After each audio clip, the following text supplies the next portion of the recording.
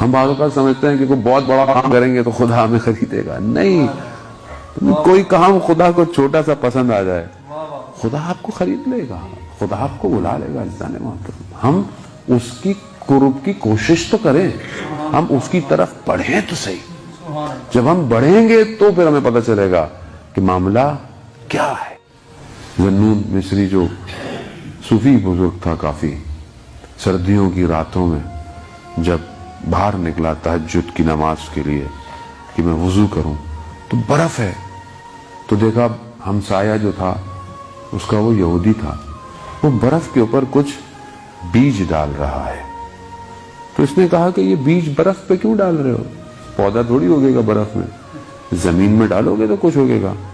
کہا نہیں, میں شیخ اس لیے ڈال رہا ہوں کہ سردیوں میں پرندے کہاں سے کچھ کھائیں گے, تو میں ڈال رہا ہوں کہ یہ کچھ کھا لیں گے. تو کہا یہ تم کام کس کے لیے کر رہے ہو؟ کہا خدا کے لیے.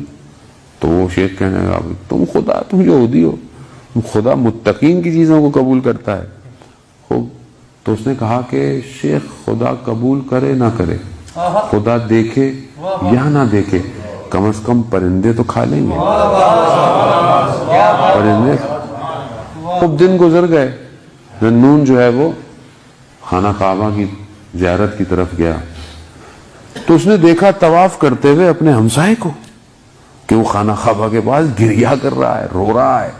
یہ پہنچا اس کے پاس, کہا کہ یہ کیا ماجرا ہو گیا, تم یہاں کیا کر رہے ہو؟ کہا کہ شیخ اس دن خدا نے نہ صرف دیکھا بلکہ پسند بھی کر لیا, پسند بھی کر لیا.